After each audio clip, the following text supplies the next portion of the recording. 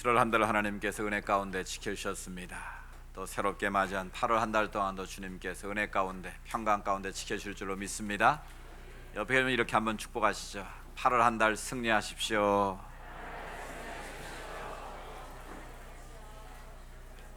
무더위 속에서도 승리할 수 있기를 축복합니다. 우리는 주일날 말씀을 통해서 하나님이 인간을 창조하시고 주신 4가지 선물에 관한 말씀을 듣고 있습니다. 하나님이 천지를 창조하시고 제일 먼저 뭘 주셨다고요?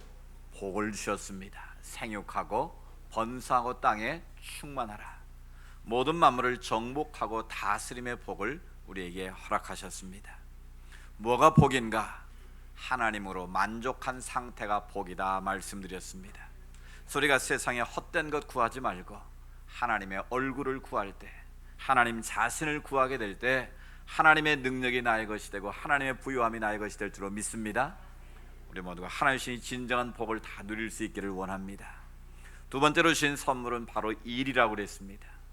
이 5가지 복을 이루기 위해서 하나님 우리로 하여금 일하기를 원하십니다. 내가 하는 일이 무엇이든지 간에 직업은 귀천이 없습니다. 누군가에게 유익이 되고 하나님의 영광을 위한 일이라면 그것은 다 하나님의 성직입니다. 하나님이 우리를 부르신 성직으로 우리를 부르신 것입니다.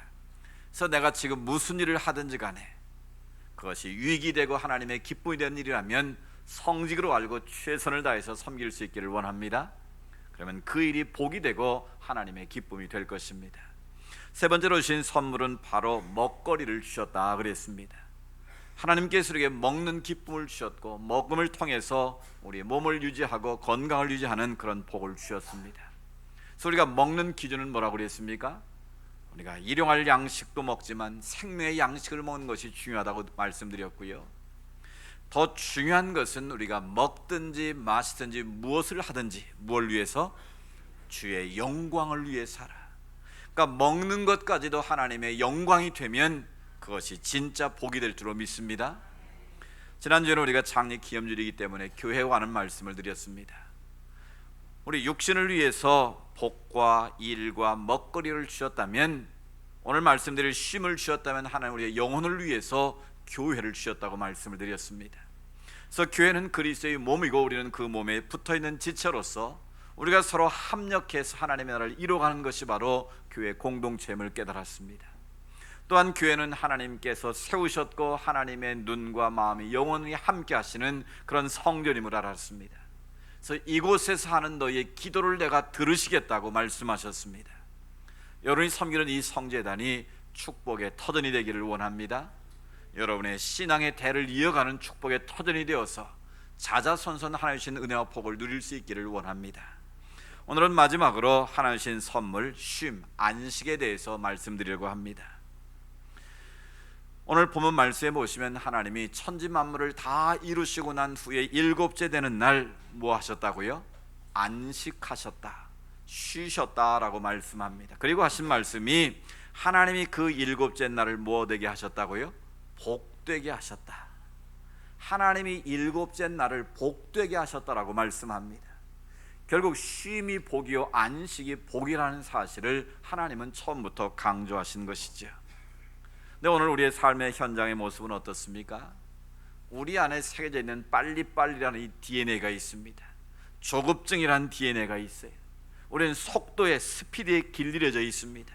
그래서 뭐든지 남보다 빨리 가야 되고 빨리 해야 되고 뭔가 빠른 성과를 얻어야만 성공했다, 저 사람 일 잘한다, 대단하다, 박수를 쳐주는 세상에 우리는 살고 있습니다.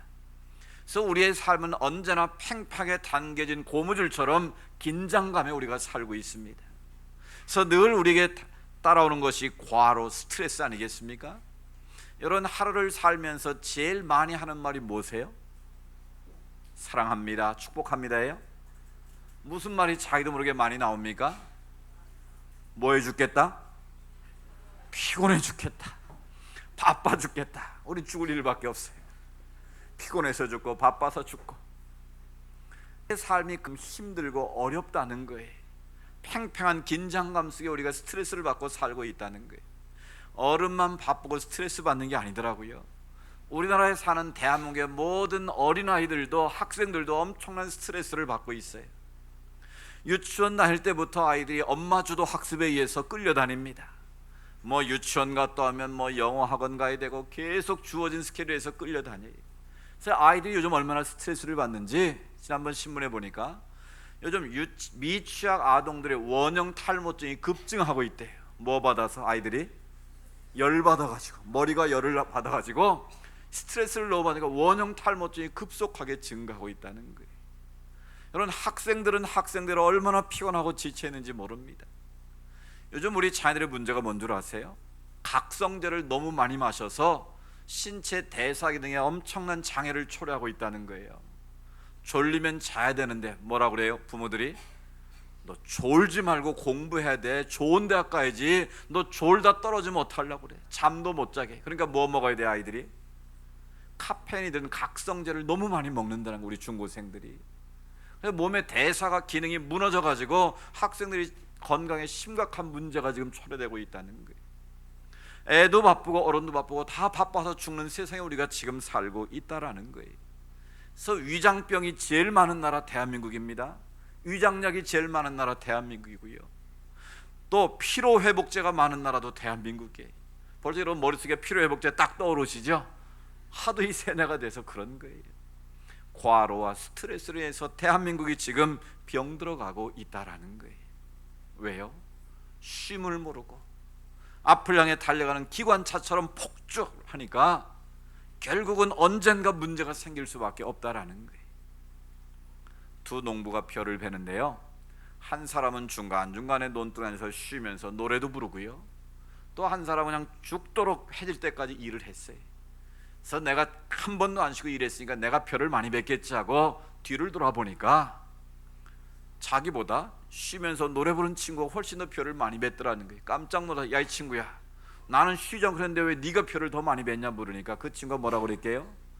야 이 친구야, 나는 쉬는 시간에 낫을 갈았지, 낫을. 여러분, 그게 비결이에요.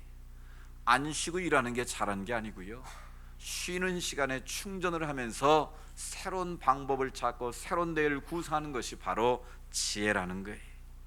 그런데 우리나라는 이 못 먹고 가난한 세대에서 우리가 빠르게 급속 경제 성장을 이루다 보니까 일하지 않으면, 쉬면 그것이 죄라고 죄의식을 느끼는 시대에 우리는 살고 있습니다. 또 그렇게 살아왔습니다. 1960년대 경제개발 5개월 개혁이 진행되면서 우리는 새마을운동을 하지 않았습니까? 새마을운동의 구호가 뭐였습니까? 잘 살아보세요. 우리 한번 허리띠 졸라매고 잘 살아보자. 이 보릿고개 한번 넘어보고 우리도 번듯하게 한번 잘 살아보자고 얼마나 우리가 세뇌를 시키면서 새마을운동을 하고 아침 새벽별보기 운동을 하고, 그래서 열심히 일한 결과 이런 경제적 부흥과 성장을 이루게 된 것이죠. 그런데 문제는 무엇입니까? 그 몸에 밴 부지런함과 그 성실함이 쉬는 것조차 허락하지 않는다는 거예요. 그래서 IMF를 겪으면서 이 나라의 많은 이 샐러리맨들, 직장인들이 그런 노이로제가 걸렸다는 거예요. 직장 가까이 있지 않은 마음이 편하지 않다는 거예요. 주 5일 근무제가 실행되는데도 괜히 쉬는 날인데도 넥타이 매고 회사 근처 가서 친구들끼리 모여가지고 노래방 가고 술 마셔 마음이 세이프, 안전하다는 거예요. 이게 우리 안에 새겨져 있는 이 잘못된 이 생각들이라는 거예요. 그래서 일하지 않고 쉬면 뭔가 문제가 있는 것 같고 게을러 보이고 도태되는 것 같은 스스로의 생각에 많은 사람들이 빠져 있다는 거예요. 그래서 쉬지 않고 일하다 보니 결국은 과로로 인해서 쓰러지게 되고 스트레스를 받게 되고 많은 사회적인 문제들이 야기되고 있다는 거예요. 그래서 지난번 칼럼에도 썼습니다만 프랑스 혁명시대 볼테라는 사상가가 있었는데요, 일주일에 한 번 쉬는 것은 너무 많이 쉬는 거다. 그래서 달력을 아예 바꿨어요. 10일에 한 번씩 쉬도록. 그러면 일을 많이 하면 생산성도 높아지고 모든 게 더 잘 될 줄 알았는 거죠. 근데 10일째 쉬니까 무슨 일이 벌어졌겠습니까? 생산성은 현저히 떨어지고 사람들이 과로를 하다 보니까 피곤하니까 신경이 예민해져서 사건 사고가 더 많아지고 결국은 형편없이 되고 말더라는 거예요. 그래서 얼마 가지 않아서 다시 일주일에 한 번씩 쉬는 것으로 환원했다는 거죠. 그러니까 하나님은 쉬도록 우리를 창조하셨고 쉼의 명령을 우리에게 내리셨다라는 거예요. 자동차 했던 헨리 포드는 이런 말을 했습니다. 사람은 일하기 위해서 이 세상에 태어났다. 물론 거기에 우리가 동의할 수는 없지만 그 다음 말이 중요합니다. 모든 사람은 자기 능력에 맞게 자기가 하고 싶은 일을 할 때 가장 빛이 난다.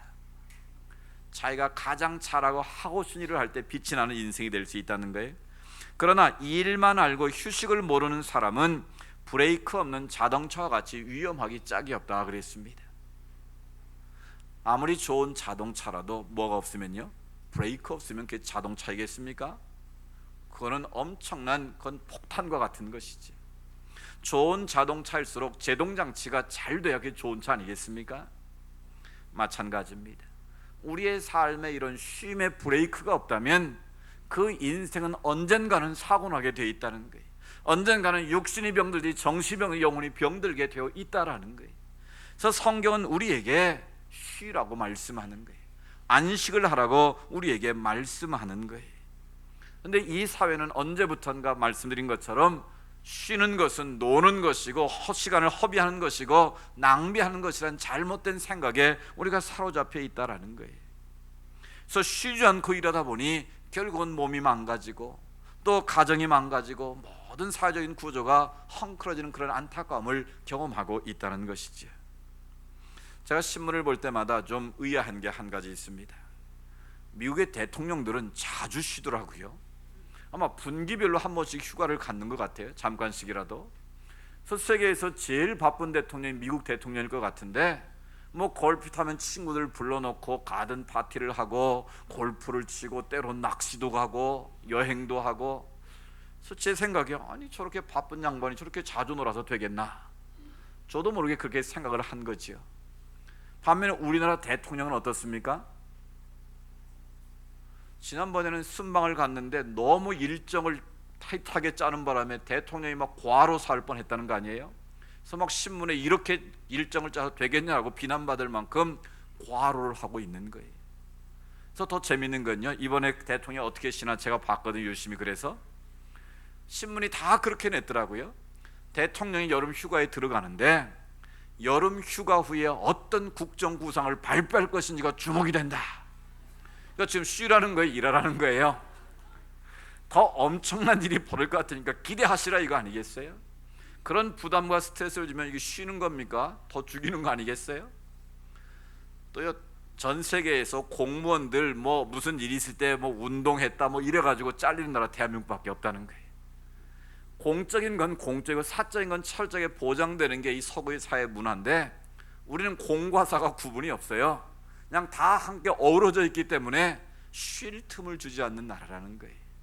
그러니까 그 속에서 많은 사람들이 이제 알아서 쉬는 거죠. 그러니까 알아서 쉬다 보니까 OECD가 가운데 우리나라가 제일 일을 많이 하는 나라인데 생산성은 훨씬 기준보다 못 미친다는 거예요. 그러니까 일하는 시간만 실제로 집중해서 일하는 시간은 어때요? 별로 안 된다는 거예요. 그러니까 뭐만 늘어요? 요령만 늘고 눈치만 느는 이런 사회 구조가 문제라는 거예요. 따라서 우리 안에 노는 시간, 이 쉼의 시간을 노는 시간, 허비하는 시간으로 생각된 이 잘못된 고정관념을 우리가 벗어나야 된다라는 거예요. 그래서 요즘은 잘 노는 것이 경쟁력이다라는 말이 생겼어요. 제가 책을 한 권 읽었는데 김종은 교수가 쓴 책인데요, 책 제목이 재밌어요. 노는 만큼 성공한다. 어떻게 성공한다고요? 뼈 빠지게 일에 성공하는 게 아니고 잘 놀아야 성공한다는 거예요. 그래서 이분이 뭔 사람인가를 내가 봤더니 목사님 아들이에요. 광림교회 김선도 목사님 아들이신데, 이분이 심리학을 전공해 독일에서 공부를 오래 하신 분이, 그래서 베를린 대학 자유대학에서 그 심리학 교수도 하고 굉장히 그 공부를 많이 하신 분이, 근데 그분이 내린 결론은 노는 게 경쟁력이라는 거예요. 잘 놀아야 21세기는 경쟁력에 뒤치지 않고 훌륭한 인재가 나올 수 있다라는 거예요. 그래서 그 책의 서두에 이런 골프 선수였던 박세리 이야기를 하더라고요.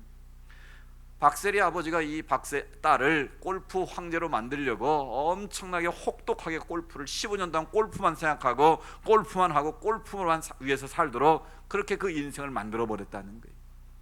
그래서 최고의 자리에 올랐어요. 근데 갑자기 슬럼프가 찾아왔는데 그 슬럼프를 탈출할 방법이 없는 거예요. 그때 박세리가 아버지에게 이렇게 말했다는 거예요. 다른 건 다 가르치는데 왜 나에게 쉬는 걸 안 가르쳐 줬냐? 그리고 또 결정적인 말을 했는데, 나는 골프에 이제 지쳤다. 이제 골프에서 잠시 빠져나오고 싶다. 나는 골프 말고 다른 일상생활을 즐기고 싶다. 여러분, 이 번아웃의 근원이 뭐겠습니까? 그것만을 위해서 인생을 달려게 만들어 놨더니 잠깐은 된 것 같았는데 스스로 번아웃에 빠져서 헤어나지 못하는 그런 상황에 빠지고 말았다는 거예요. 그래서 사람들은 다 성공했다고 그러는데 자기는 하나도 행복하지 않다는 거예요. 자기 인생은 우울하다는 거예요. 그래서 이 김정은 교수가 계속 강조하는 게 그겁니다. 21세기는 성실함만으로 안 된다는 거예요.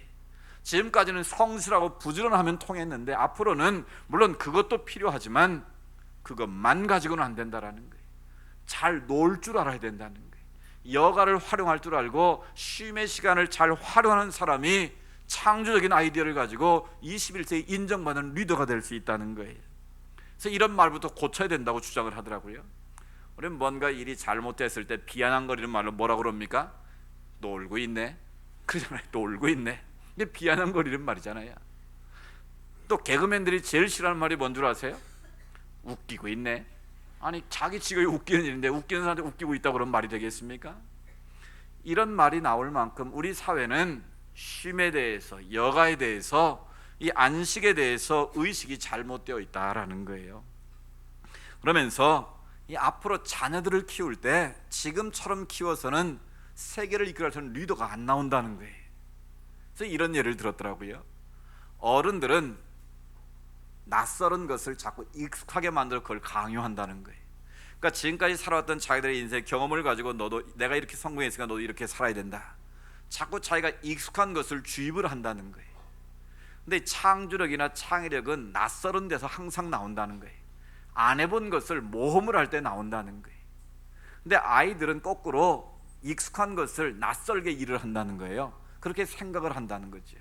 예를 들어서 빗자루 하나가 있는데, 여러분 빗자루를 보면 뭘 생각을 하세요? 딱 떠오르는 게 청소 말고 무슨 생각이 나십니까? 뭐 애들 때릴 때 대용으로?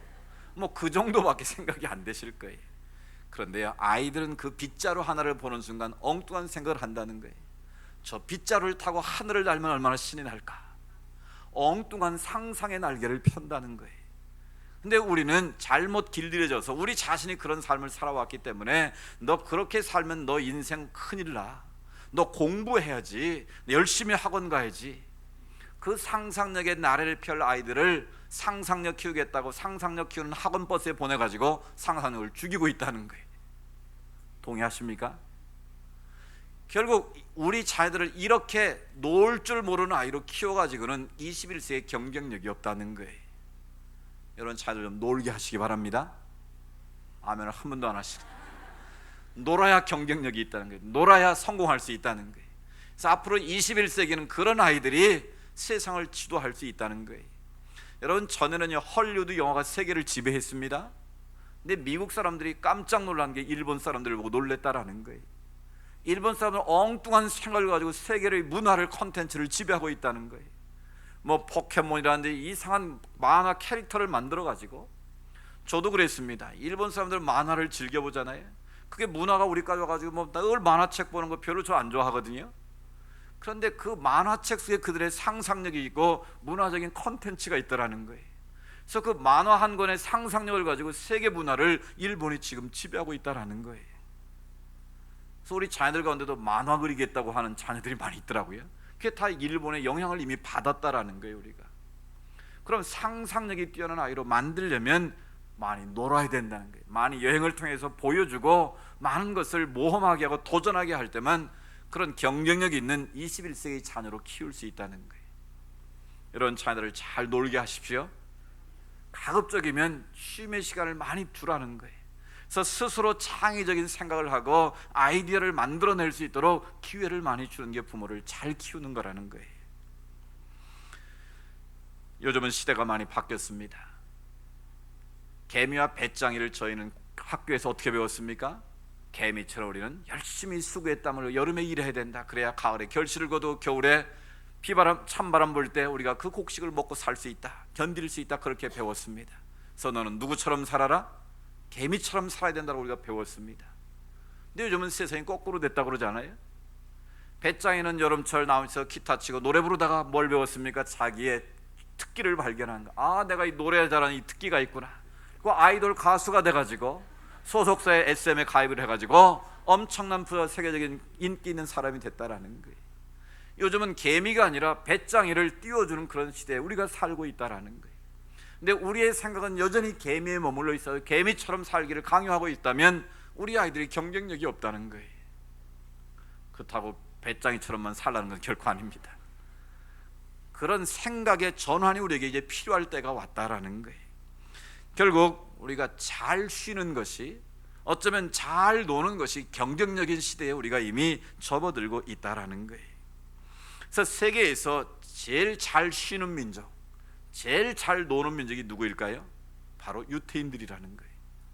우리는 어떻게 하면 일을 잘할까를 생각하지만 유태인들은 어떻게 하면 쉬는 일에 우선순위를 두고 잘 살 수 있을까를 늘 고민한다는 거예요. 그게 어디서부터 왔을까요? 바로 하나님의 말씀으로부터 왔다는 거예요. 그래서 오늘 하나님의 본문에서 일곱째 날 모든 일을 마치고 안식하셨다. 이 안식의 개념을 유태인들은 지금도 철저하게 지키고 있다는 거예요. 그래서 요즘도 철저한 극단적인 이 유대인들은요, 이 안식일날 되면 거리를 이동하지도 않고요, 이 안식일에 규정된 규례대로 지키는 거예요. 심지어 엘리베이터도 일하는 것이기 때문에 엘리베이터도 타지 않고, 전기불도 몇 개까지 끄는 건 일이 되기 때문에 몇 개까지는 끄고 몇 개는 안 끈다는 거예요. 이럴 정도로 철저하게 안식일을 지킨다는 거예요. 그래서 그 안식일을 통해서 유태인들은 항상 세 가지를 기억하고 바라본다는 거예요. 우리도 이건 잘 적용하면 좋겠어요. 안식인들이 이 쉼, 안식을 통해서 늘 세 가지를 바라보는 첫 번째는 자기 지나온 과거를 본다는 거예요. 내가 지금 잘 걸어오고 있는지 자기 지나온 뒷길을 한번 쭉 돌아본다는 거예요. 그리고 위를 본다는 거예요. 내가 하나님과의 관계가 잘 되고 있는지 영적인 관계를 살핀다는 거죠. 그리고 나서 앞을 본다는 거예요. 앞으로 내가 어떻게 갈 것인가, 미래를 전망한다는 것이죠. 그래서 그냥 쉼의 시간이 노는 허비하는 시간이 아니라 과거를 보고 위를 보고 미래를 보는 그런 시간으로 삼기 때문에 유태인들이 세계를 지배하는 영향 있는 민족이 될 수 있었다라는 거예요. 성경 그것만을 말하지 않습니다. 6년 일하고 7년째 되면 안식년에 대한 규례를 성경은 강조합니다. 그래서 7년째가 되면 땅도 쉬는 거예요. 사람도 쉬는 거예요. 그리고 그 휴경지에 곡물이 자라게 되면 그것은 가난한 자들에게 주라고 성경은 명령하고 있습니다. 그래서 모든 것이 관계의 회복을 이루는 안식년 제도를 통해서 하나님 나라가 회복되도록 그렇게 하나님은 이 세상을 만드셨다라는 거예요. 그래서 저희 교회 내교회는 이 목사의 안식년 제도가 있습니다. 6년이라고 7년째 쉬도록 그렇게 규정을 하고 있어요. 저희 1세대 목사님들은요, 은퇴할 때까지 한 번도 휴가 안 갔다는 걸 굉장히 자랑스럽게 말씀하세요. 그래서 그런 분들의 사랑에 수고한 노력이 있어야 되는 실은 이런 성교회가 세워졌고 이 땅에 많은 교회가 있다는 걸 우리가 인정해야 됩니다.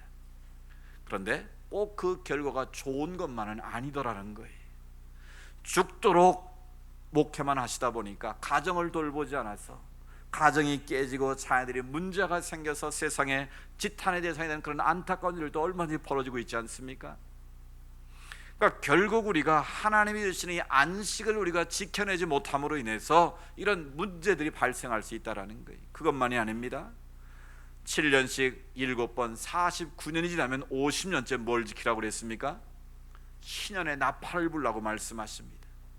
50년째가 되면 그때는 모든 것이 하나님 주고 다시 세팅을 다시 하는 거예요. 돈이 없어 땅을 팔았던 사람들에게 원래의 주인의 땅을 되돌려 주라는 거예요. 그리고 종으로 팔려왔다면 종들을 다시 원래 자연의 위치로 회복시켜 주라는 거예요. 본인이 종으로 살겠다고 원치 않으면 다시 원래 자연으로 다 회복시켜 주라는 거예요. 그래서 하나님과의 관계 속에서 모든 것이 하나로 회복되어지는 희년의 제도를 성경은 규정하고 있다라는 거예요. 그래서 사람도 쉬고 땅도 쉬고 모든 것이 하나로 어우러지는 그런 하나님 나라를 하나님께서는 말씀하고 계시다는 것이죠. 그 법을 유대인들은 지금도 알고 있기 때문에 그 법을 지키면서 하나님 나라를 이 땅에 이루기 위해서 애쓰고 있다는 거죠. 그럼 예수님은 어떠셨을까요? 예수님도 쉼에 대해서 강조하십니다. 여러분이 너무나 잘 알고 있는 마태복음 11장 28절 말씀하시죠. 같이 읽어봅니다. 시작. 수고하고 아멘. 수고하고 무거운 짐진 인생들을 주님께서 우리 초대하고 계십니다. 다 내게로 오라는 것입니다. 내가 너희를 어떻게 하겠다? 일하게 하시겠다가 아니라 쉬게 하시겠다는 거예요. 너희의 인생의 모든 무거운 짐들을 내게로 가져오라는 거예요. 그리고 내게 맡기라는 거예요. 그럼 내가 너희를 대신해서 일해 주시겠다고 주님께서 말씀하십니다. 또 예수님은 휴가 명령도 내리셨습니다.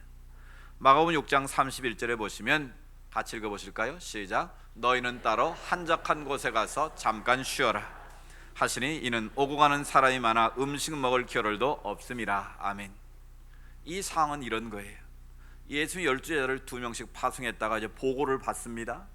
쟤들이 신나서 말하는 거예요. 예수님, 우리가 가서 주의 이름으로 막 기도를 했더니 귀신이 떠나고 병든 자가 일어나고 엄청난 역사가 일어났습니다. 막 그걸 보고 사람들이 더 밀려오지 않았겠습니까? 오늘 말씀해 보니까 사람이 너무 많아 음식 먹을 시간도 없다고 그랬습니다. 그러면 제가 예수님 아마 이렇게 말했을 것 같아요. 야, 너희들 봤지? 너희를 통해 지금 하나님 나라 역사가 얼마나 크게 일어나는지 너희들 봤지? 이게 기회야. 이 기회 놓치면 언제 상황이 변할지 몰라. 우리 좀 피곤하지만 우리 힘내서 더 열심히 일하자.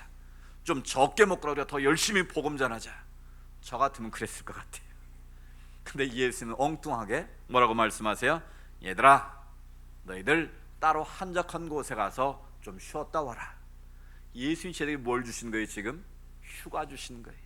제일 바쁜 그 순간에 예수님은 한적한 곳에 가서 쉬라고 명하셨다라는 거예요. 이건 예수님도 마찬가지셨어요. 전도 사역을 하시면서 정말 애워싸 미는 바람에 식사할 겨를도 없으셨지만 주님께서는 그때마다 하신 일이 뭐예요? 한적한 곳에 가셔서 기도하셨다라는 거예요. 하나님과 자기만의 영적인 시간을 주님은 꼭 가지셨다라는 거예요. 그래서 주님이 십자가를 끝까지 질 그 힘이 어디서부터 왔겠는가? 바로 쉼을 통한 영적인 재충전을 통해서 끝까지 주님은 십자가의 길을 걸어갈 수 있었다라는 것입니다. 따라서 하나님께서 우리에게 쉼을 명하셨고 예수님께서도 그런 쉼의 중요성을 인정하시고 우리에게 쉬라고 명하셨다라는 거예요. 그런데 우리 안에 잘못된 이 생각들 때문에 쉬지 않고 우리가 일을 하려고 한다면 그것 역시 하나님 앞에 잘못된 생각이다라는 것입니다. 하나님은 오늘도 쉼을 통해서 우리에게 새로운 창조를 원하고 계십니다. 우리 육신의 회복을 원하시고 정신의 회복을 원하시고 영적인 회복을 원하고 계시다라는 거예요. 쉼을 통해서는 육체의 피로를 다시 한번 회복할 수 있습니다. 말씀드린 것처럼 우리가 쉬지 않고 일하면 브레이크가 고장난 자동차와 같습니다. 쉬지 않고 일하면 결국 우리 몸이 견디지를 못하고 어딘가에 병이 들게 마련입니다. 결국 그 병이 들면 지금까지 얻은 모든 것들이 다 무슨 소용이 있겠습니까? 하나이신 성전입니다. 하나이신 이 거룩한 몸을 우리가 잘 관리해서 우리가 하나님 쓰시기에 합당하게 준비되는 것이 얼마나 귀한 일이겠습니까? 그 비결은 바로 약을 먹는 것이 아니고 바로 쉼의 시간을 갖는 겁니다. 안식의 시간을 갖는 것입니다. 두 번째로 쉼은 우리의 지나온 길과 가야 할 길을 바라보는 시간으로 만들어주는 것입니다. 유태인들이 그랬던 것처럼 우리가 정신없이 달려가던 시간을 멈추고 뒤를 돌아보고 위를 바라보고 앞을 바라볼 때 우리의 인생은 더 의미 있는 삶으로 의미 있는 방향으로 달려갈 수가 있다는 거예요. 세 번째는 영적인 재충전의 시간입니다. 우리가 아무리 육신의 쉼을 누린다 할지라도 우리의 영혼이 병들면 그것 모든 것이 다 병든 것입니다. 근데 우리는 간혹 너무 놀다 보면 하나님과의 관계가 약화되는 것을 악화되는 것을 보게 됩니다. 그래서 옛날에 나쁜 습관과 버릇들이 휴가 가서 다 다시 돌아 나오는 그런 경우들이 있습니다. 여러분, 우리가 노는 것도 지혜롭게 놀아야 됩니다. 근데 우리는 노는 게 좀 지혜가 부족한 것 같아요. 이 서양 사람들은 보니까 주 5일 근무제를 하면 금요일 날 짐 싸가지고 놀러 갔다가 언제 돌아올까요? 토요일 저녁 때가 되면 돌아오더라고요. 그래서 주일날은 하나님 앞에 예배를 드리고 또 다음 월요일 일을 준비하더라고요. 근데 우리는 언제까지 놉니까? 주일 저녁 차 막혀가지고 막 10시, 11시, 12시 또 우리 TV 보도는 항상 문제만 보도해요. 오늘 뭐 차량 행렬 몇 대가 고속도로를 빠져나갔습니다. 어디까지 몇 시간 걸릴 예정입니다. 돌아오는 시간에 경찰 시간은 몇 시입니다. 꼭 그런 얘기만 해요. 어떻게 휴가를 보내고 어떻게 의미 있게 보낼까 하는 방송을 하지 않고 그러니까 다 밤늦게까지 놀다가 오니까 월요일에 가고 있습니까? 다 졸고 있는 거예요. 예수 있는 사람은 절대 그러면 안 될 것 같아요. 지혜롭게 쉬고 지혜롭게 우리가 해야지. 세상과 같이 똑같이 놀고 똑같이 그러다가 가서 졸고 있으면 사람들이 예수 있는 사람 욕하지 않겠습니까? 우리가 적절한 쉼의 시간을 잘 배분을 하고 하나님과의 영적인 관계를 잘 맺는 시간으로 삼아야지. 주일날도 노는 날로 알고 놀다가 실은 많은 문제들이 벌어지지 않습니까?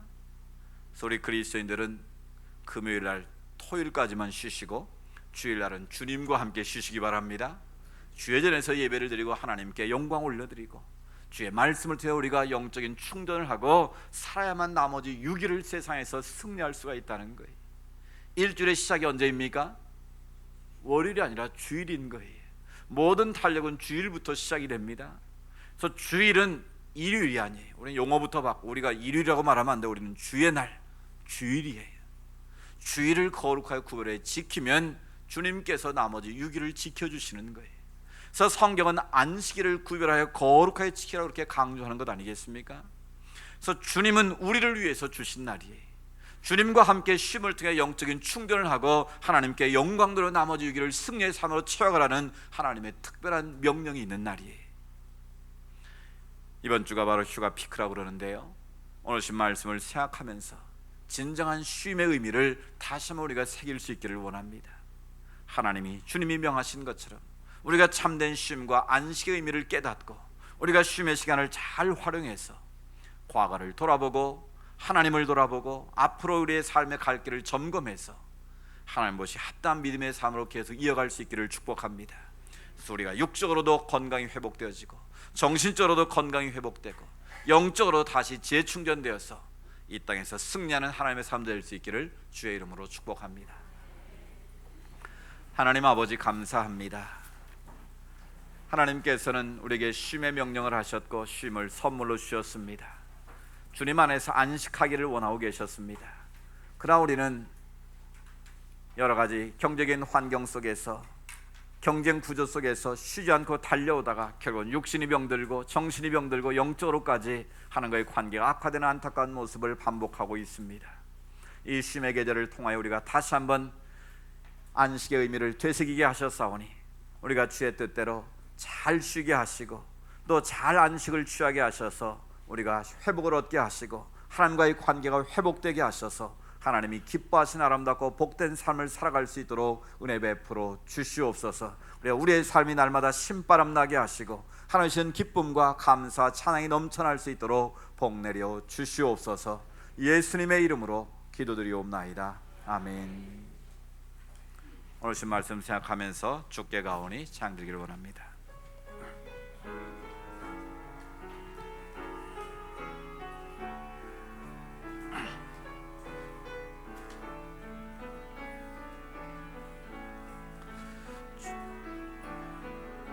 주께 가오니 날 새롭게 하시고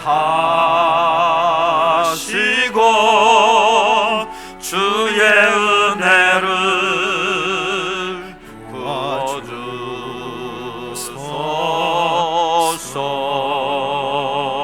부어주소서. 내 안에 발견한 나의 연약함 모두 벗어지리라. 주의 사랑으로 다 같이 이런 찬양을 원합니다. 주 사랑 나를 붙드시고 주 사랑 나를 붙드시고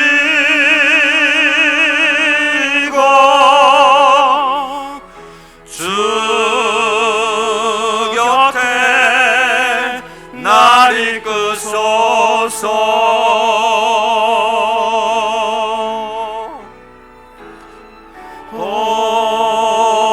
목소리 나에게 올라가는 나 주님과 함께 일어나 걸으리. 주의 사랑 안에 주 사랑 나를 붙드시고 주 사랑 나를 붙드시고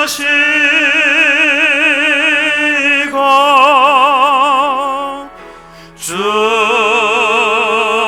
곁에 날 이끄소서. 독수리 날개쳐 올라가듯 독수리 날개쳐 올라가듯 나 주님과 함께 일어나 걸으리 주의 사랑 안에. 아멘. 길이요 진리요 생명 되시는 주 예수 그리스도의 은혜와 하나님 아버지의 극진하신 사랑하심과 성령님의 인도하시고 감화감동 교통하심의 역사가 우리에게 주심을 선물하신 주님의 은혜를 감사하며 진정한 안식을 통해 하나님께 영광 돌리고 하나님의 기쁨 되기 원하는 주의 백성들 머리머리 위에 믿음의 소원들 위에 이 나라와 이 민족 위에 이제로부터 영원토록 함께 하시기를 간절히 축원하옵나이다. 아멘.